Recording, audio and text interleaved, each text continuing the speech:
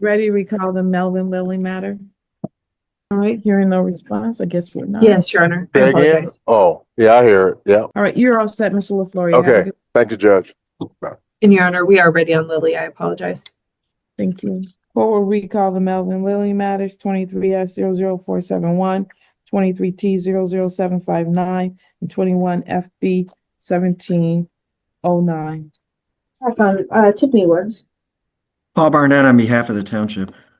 Allison Muller here on behalf of Mr. Melvin Lily. Mr. Lily, can you go ahead and state your name again, please? Melvin Lily. Thank you.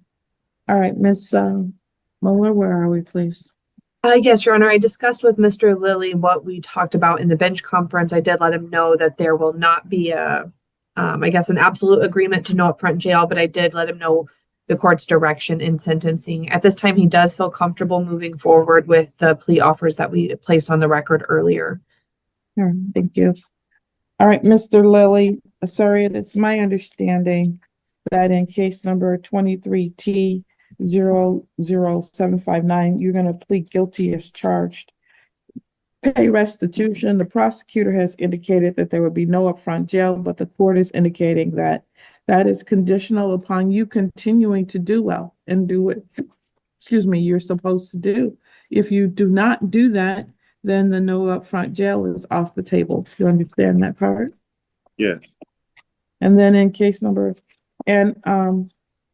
malicious destruction of property is what you're charged with in that case. It is a misdemeanor and it carries a maximum penalty of up to, I believe it's up to 93 days and or $500 fine. And then in case number 23S00471, the prosecutor is indicating that you would plead to count one in that case, which is police officer assaulting, resisting, obstructing, attempt, and count two would be dismissed, and you'll be a referral to probation in both of the cases. And then the no upfront jail condition remains the same, that you would have to, according to me, continue to do well because you were on probation when you had these cases. But I do understand you've done some additional jail time, which I'm taking into consideration. Okay? Yes. Assaulting and resisting is a misdemeanor carrying a maximum penalty of up to 1 year in the Washtenaw County Jail, plus fines and costs. Do you understand that, sir? Yes, ma'am. And is this what you want to do? Yes. Please raise your right hand to be sworn. Do you swear or affirm that the testimony you're about to provide will be the truth, the whole truth, and nothing but the truth? So help you God. Yes. Thank you. I'm gonna, you may lower your hand. I'm gonna go over some rights that you have that you're gonna be giving up by entering into this plea. Please stop me if you have any questions or if you feel like you need to speak with your attorney again. You have the right to have a trial by a jury, at which time you can call witnesses to speak for you. You can get an order signed by this court to require those witnesses come to court.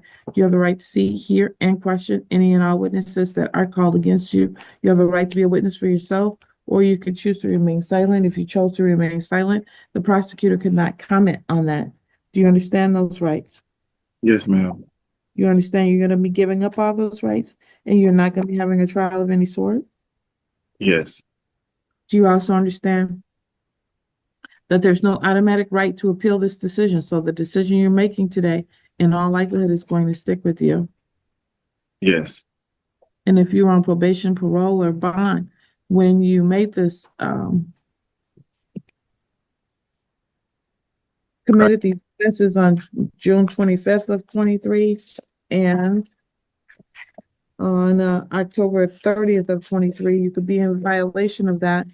That is, I know you were on probation. To me, that is part of why I told you that I wasn't gonna go along with the agreement at first, but then I discovered you did some additional time.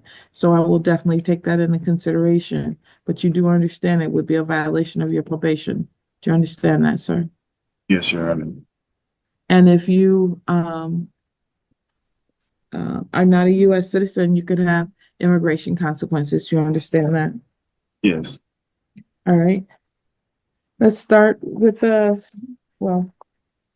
state charges. To the charge of resisting, obstructing, a police officer had attempted, how do you plead?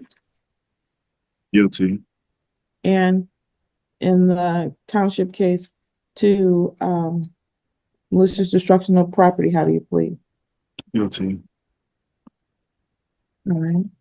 Going back to the state case, on or about June 25th, 2023, were you at the vicinity of 2901 Bynum Drive here in Ypsilanti Township, sir? Yes. And while you were there, did the police arrest you at some point? Yes, I believe so. I really don't remember much of what happened because I was extremely intoxicated. And do you recall that you just fell asleep in the backseat of the car? No, well, I didn't know what happened until I got out of jail, and I actually reviewed the video with my attorney because they didn't tell me I was being charged until 2 months later. I didn't know I was being charged until August. When I was in jail, they told me that I wasn't being charged with anything, and I just needed to see a social worker or CMH before I left. And then 2 months later, Miss Johnson, she told me that I had a warrant for some charges back in June. So I didn't know what happened until then. But I did see the video, and I see that I fell asleep in the back of the car, and that I did have some confrontation with the police when they tried to get me out of the car. Miss Muller, do you want to ask any questions? Judge, if he truly doesn't remember, then I'm willing to do a no contest on this because he was intoxicated, if that makes it a little simpler, to get through this change of plea. Your Honor, that would be our request then, if Mr. Lilly could enter a no contest plea on this matter. Well, he just said he reviewed the video. Are you stipulating to the video? Defense stipulates, Your Honor. So did the people, Judge. And did he fall asleep in the video? Mr. Lilly, yes, Your Honor, he was asleep in the video. He already said he did. And was Yes. he confrontational? Okay. Your Honor, I think, oh, sorry. Was he confrontational with the police in the video? Your Honor, he was asked several times to get out, which he did not do immediately. It did take multiple officers to get Mr. Lilly out of the car. And you both stipulate to that, correct? That hearing had a little bit of everything. Judge Irene Washington presided as Melvin Lily entered pleas in 2 separate cases, and the mix of intoxication, probation history, and courtroom pragmatism made for a layered exchange, a township case for malicious destruction of property and a state case for resisting and obstructing a police officer.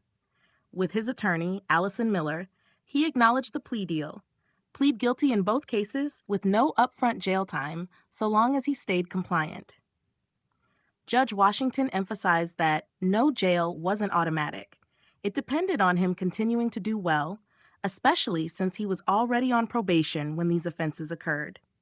Lily was respectful and cooperative, but admitted he had little memory of the resisting charge because he was extremely intoxicated. He explained that he only pieced events together after reviewing video with his attorney 2 months later. The defense requested a no contest plea, and both sides stipulated to the video showing Lily asleep in a car and refusing repeated police commands, requiring several officers to remove him. Judge Washington allowed the plea, but not without making the record airtight.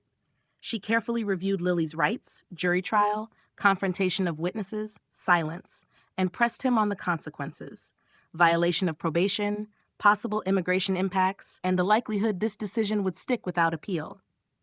Lily answered, "Yes, Your Honor," at each step, subdued but clear. The prosecutor pressed for strict no-contact conditions, while the defense leaned on Lily's willingness to comply and his additional jail time already served. The courtroom atmosphere was serious but measured. Judge Washington showed her steady style, firm about accountability, but willing to accept the plea in light of Lily's honesty and the stipulations. Defense counsel kept things efficient, the prosecutor professional, and Lily himself came across as contrite if weary. It was less about high drama and more about ensuring a fair process for a defendant with a history of struggles, but a chance at a structured second chance. If you found this hearing insightful, consider subscribing, hitting the bell, and letting me know your thoughts in the comments below. I read every one.